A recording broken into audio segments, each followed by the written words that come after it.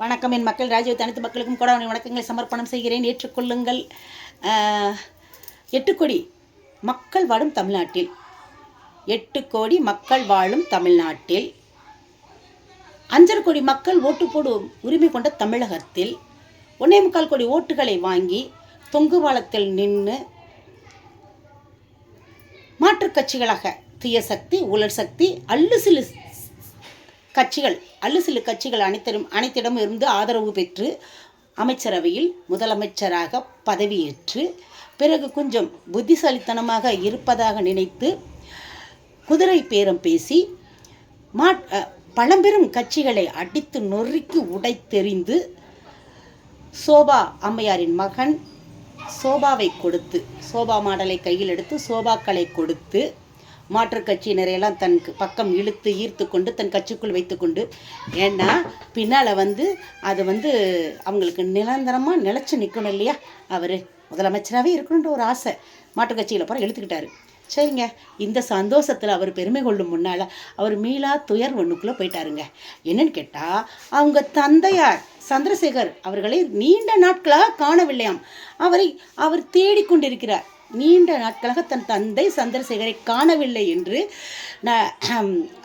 முதலமைச்சர் ஜோசப் விஜய் அவர்கள் தேடிக்கொண்டிருக்கும் பட்சத்தில், மறுபுறம் நடிகர் ஜோசப் விஜய் அவர்களின் 2 பிள்ளைகளும் தன் தந்தை ஜோசப் விஜய் அவர்களை காணவில்லை என்று பதறி தேடிக்கொண்டிருக்கிறார்களாம்.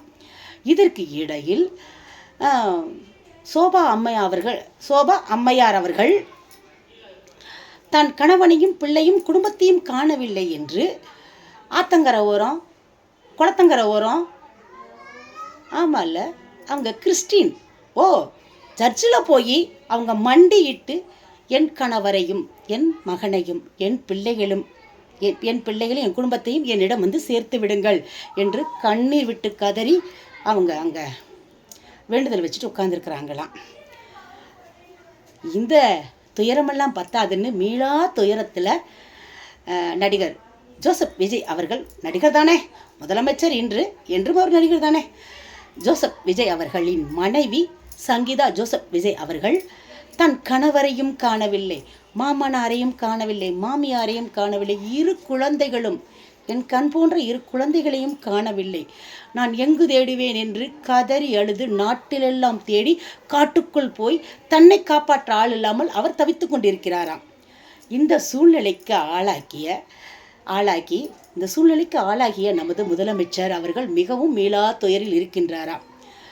ஆகையால் தமிழகத்தில் உள்ள 8 கோடி மக்களும், அதாவது நம்ம முதலமைச்சர் ஜோசப் விஜய் அவர்களுக்கு குட்டி நம்பி சிறப்பு பிடிக்கும் இல்லையா, அவங்க மூலமாக அவங்களையெல்லாம் சேர்த்து வச்சு நம்ம எல்லாரும் நமது முதலமைச்சர் ஜோசப் விஜய் அவர்களின் குடும்பத்தை தமிழகம் முழுவதும் வளைவோட்டு தேடி கண்டுபிடித்து கொடுப்பவர்களுக்கு தக்க சன்மானம் தரப்படும் என்று நமது முதலமைச்சர் ஜோசப் விஜய் அவர்கள் ஆதரவாளர்களும் ஜோசப் விஜய் அவர்களின் அறிவிப்பாகவும் வெளியாகியுள்ளது. இந்த செய்தி வெளியாகி உள்ளது. ஆகையால் தமிழக மக்கள் அனைவரையும் கேட்டுக்கொள்ளப்படுவது என்னவென்றால், தமிழக மக்கள் அனைவரும் தமிழகம் முழுவதும் காட்டுக்குள்ளே கூட சங்கீதா நிற்கிறாங்களாமா, போய் தேடி பிடிச்சு அவரது குடும்பத்தை கண்டுபிடித்து கொண்டு நாம் எல்லாருமா சேர்ந்து நம்ம முதலமைச்சர் ஜோசப் விஜய் அவர்களிடம் ஒப்படைத்து அவரை மனம் குளிர வைக்க வேண்டும். அதற்கு எல்லோரும் தயாராகி தேடுங்கள். இது தாழ்மையான வேண்டுகோளாக சமூக ஆர்வலர்கள், விமர்சகர்கள், செய்தி வாசிப்பாளர்கள், செய்தி சேகரிப்பாளர்கள் என அனைத்து பேரும் மிக தாழ்மையோடு நமது தமிழக மக்கள் அனைவரிடமும் நாங்கள் வேண்டுகோள் வைக்கின்றோம். எனவே மேலா துயரில் இருக்கும் நமது முதலமைச்சர் ஜோசப் விஜய் அவர்களின் தந்தையாரை தேடிக் கொடுங்கள். 2 பிள்ளைகளும் அவர் தந்தையான ஜோசப் விஜய் அவர்களை அவர்களிடம் கொண்டு போய் கொடுங்கள். அடுத்து சோபா அம்மையாரை கூட்டி கணவரையும், சந்திரசேகர் எனும் கணவரையும், ஜோசப் விஜய் எனும் மகனையும் அவர்களிடம் கொடுங்கள்.